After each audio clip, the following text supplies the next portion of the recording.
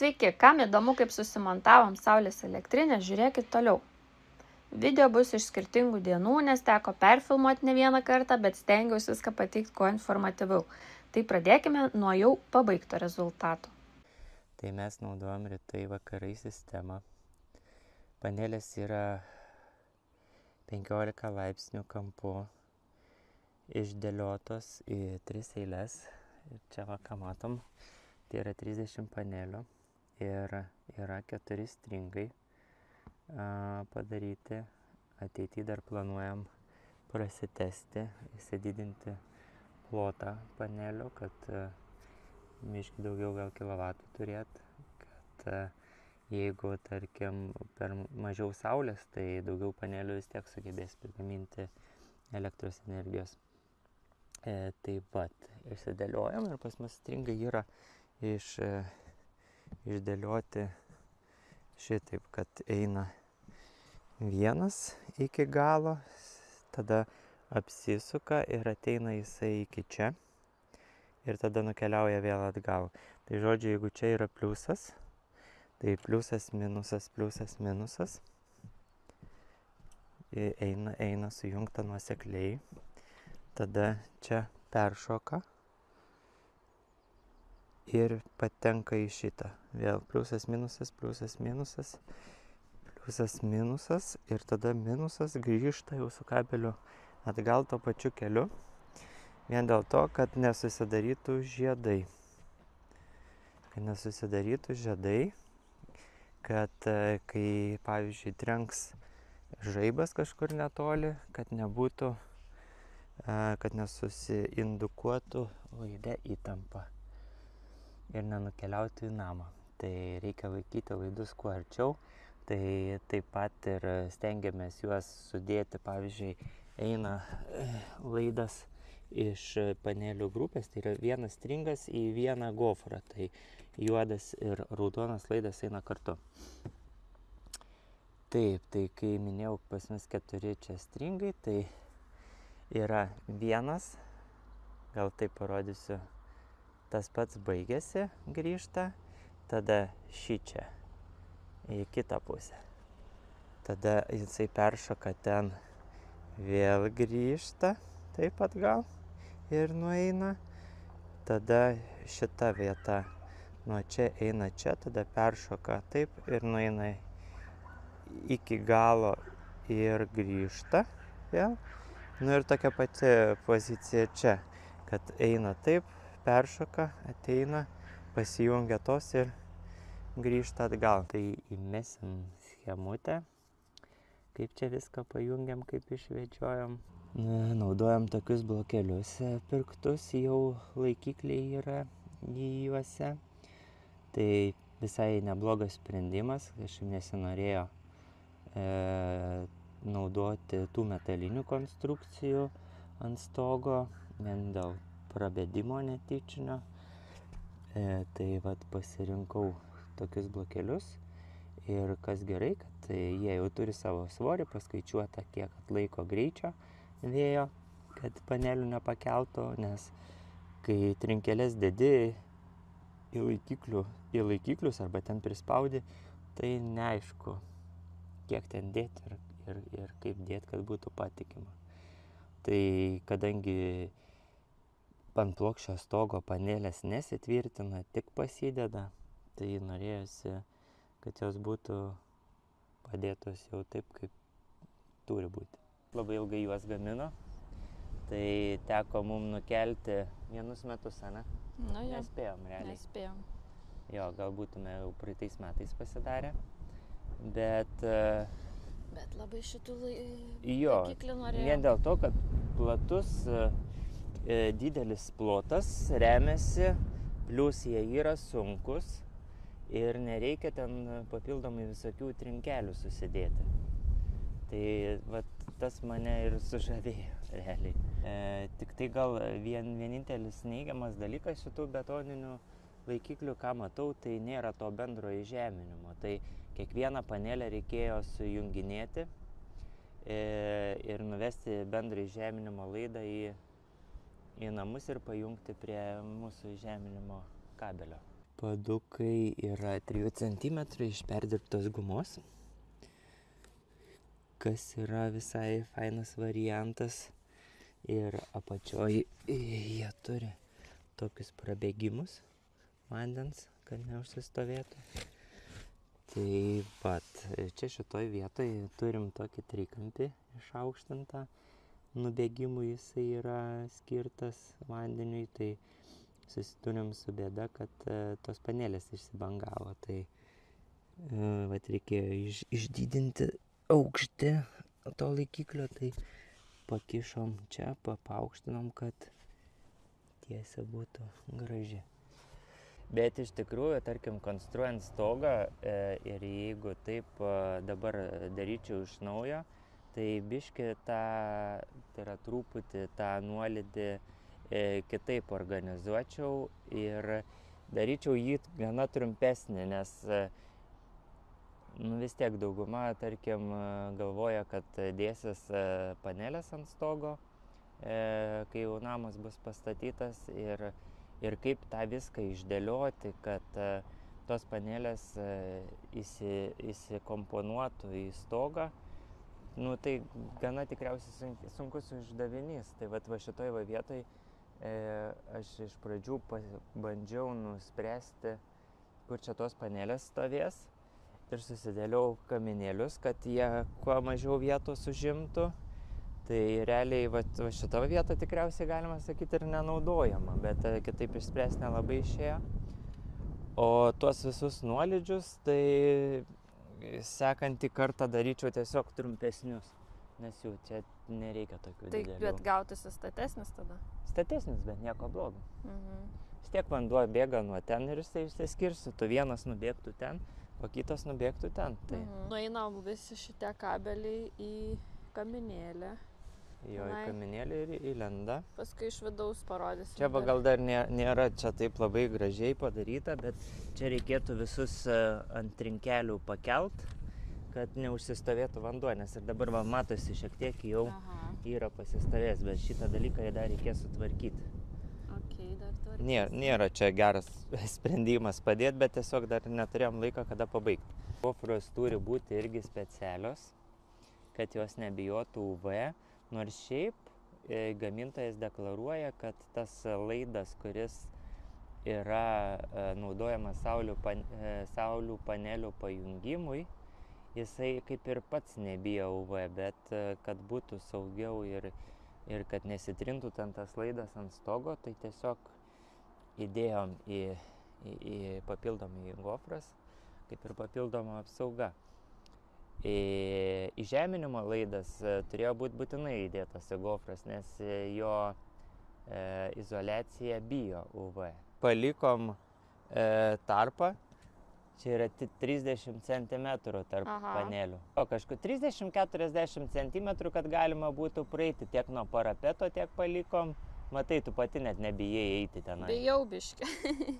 Bet jo, palikom, kad galima būtų ir atsigulti, ir palysti. Dabar šiek tiek video medžiagos iš pačio montavimo proceso.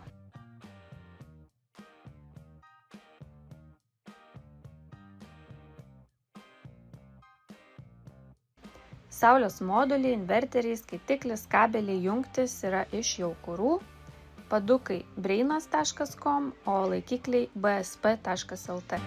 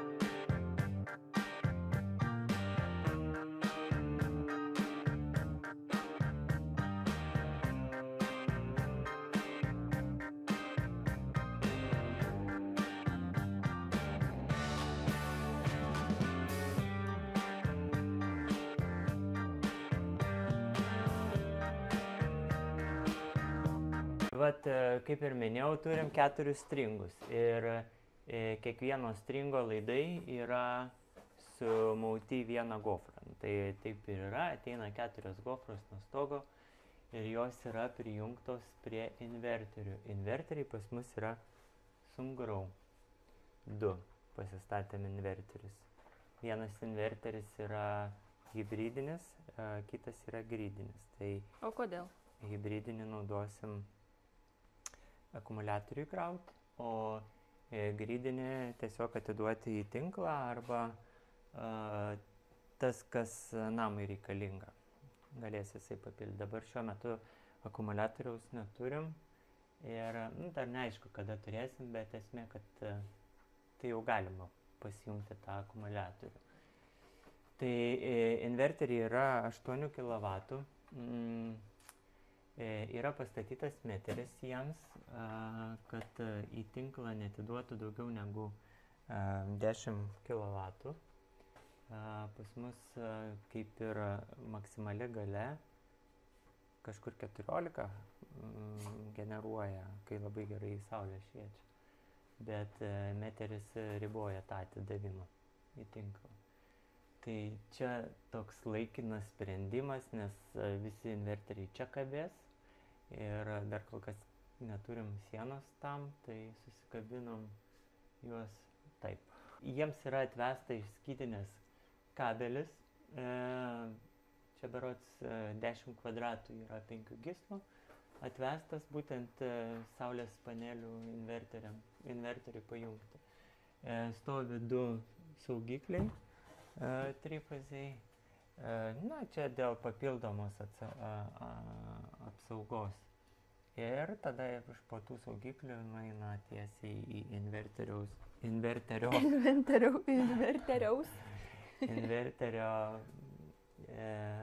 nežinau, kaip AC portą galim taip gal sakyti. Taip pat, kodėl 2?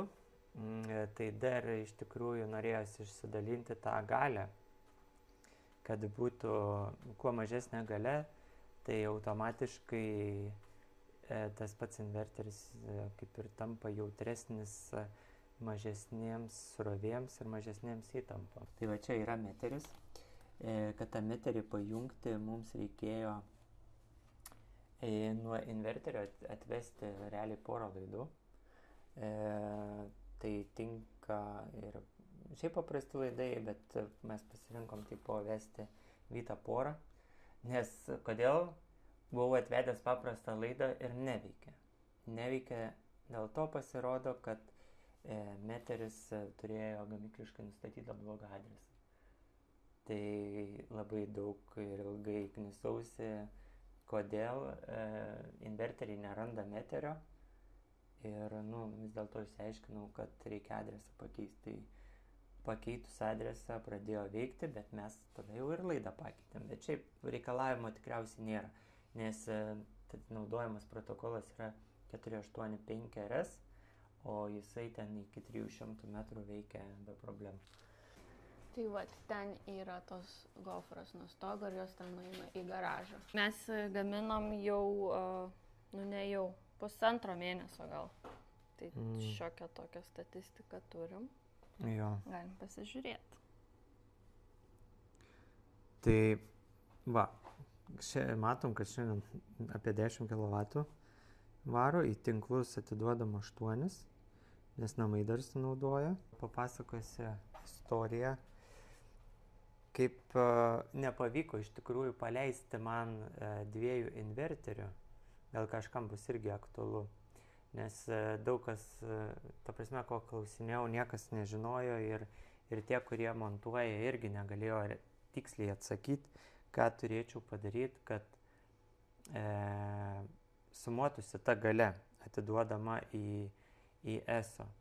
Tai dabar, kadangi pas mus inverteriai yra po 8 kW, tai realiai mes galime atiduoti tik 8 kW į ESO.